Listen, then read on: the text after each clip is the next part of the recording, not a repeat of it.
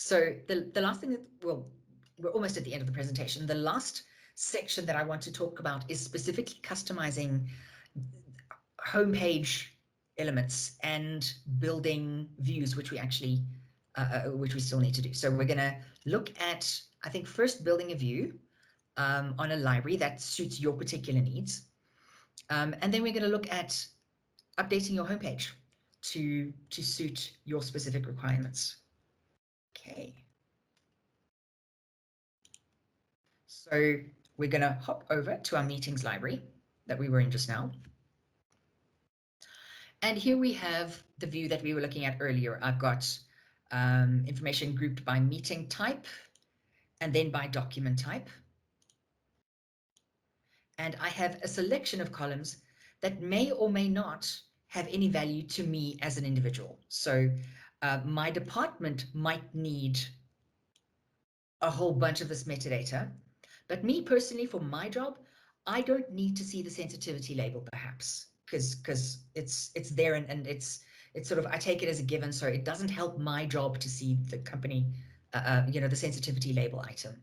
And perhaps I don't like the order that this is laid out in. Maybe I want to see this, grouped by document type first and then by departmental meeting.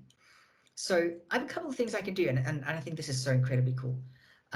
If I go to this views menu and I click down, I can save this view under a different name and I can modify it to my needs. If I am a site owner, I can also edit the public view, which works exactly the same as the save view as. So we're going to take this and we're going to save this view. I'm going to call this view Marty. Okay. Now, because I'm an admin, I have the option to create a public view, but a regular user will only be able to create personal views. So views that are important to you as an individual, that organizes content the way you think. So we're just going to say, make that a personal view. We're going to call it Marty. And I can see I've made an exact copy of that. So I'm going to take this and I'm going to go edit current view. And I'm going to make changes. So the first thing that I see when I come to this page is the list of columns that are currently displayed. And there's a whole bunch of other columns that I can display that may or may not be, of use to me. I can go through those and pick which ones are valuable to me or not. I can change the sort order of content. Typically, I like to see stuff organized by name, but if I were a finance department, I'd probably want to see my invoices sorted by date rather than name. So I can do that too. I can change that sort order if I need to. The next thing I can do is I can set up filters. So maybe I want to see only documents that I uploaded. And if that's the case, I can add a filter which says show only items where created by is equal to me. Square brackets, me. Simple as that. Okay. I have a bunch of other filters that I can apply as well. So I can say, maybe I want to filter on meeting type and I want to filter on only departmental meetings or whatever the case may be. I have lots and lots of options here to work with, which certainly do make life far, far simpler. So I can assign filters to that and I can assign multiple filters. So I've got that. The next important one is group by.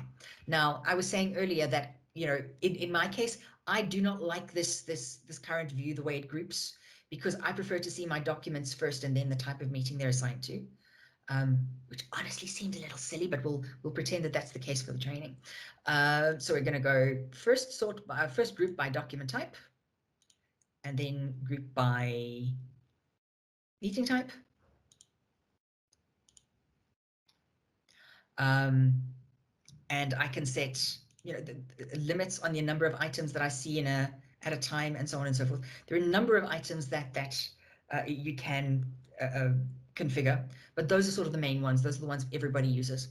Then I can come back here and I can look at my columns and say, you know what? I don't, in my personal use, I don't need to see the sensitivity label because it's of no value to me. I do like seeing the year and month. I want to see who last modified this item. And I don't care about who attended the meeting. I just want to see the basic information. So I've removed some columns from here. I can go through these and say, oh, maybe I want to include the file size. Maybe that's important to me. I can add that in if I want. And so on and so forth. Now I've selected the columns that I want to see. If I want to change the order of those columns, all I do is I change the number on the side. So this is the position left to right that the column shows in. So firstly is going to be the icon, then the name of the file, then the title, the document number. Oh, hang on, these are internal documents, so I don't actually care about document numbers. I can remove those too. Operational area, then discipline, and so on and so forth. And if I want to change the order of these, I simply change the number around. When I've done all of that, I simply click on OK.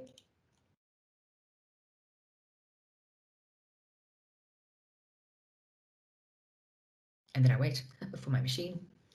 My line's a little slow today. There we go. So, hey presto, I have my new view that I created for my purposes. The columns that I didn't want to see, I've removed. I've reset this to group by document type and then by meeting type. And as you can see, it's pretty quick to do. And the cool thing is that you can create as many views as you want. There is a limit on the number of views you can create, but I honestly, I dare you to hit it. It's I've known one person in almost 20 years who's actually managed to create more views than the library could hold. So, by all means, create whatever personal views you need. So just to recap, obviously I've spoken a lot, so it's taken a long time to create this view. Let's say I want to change the grouping back to what it was. Let's time me.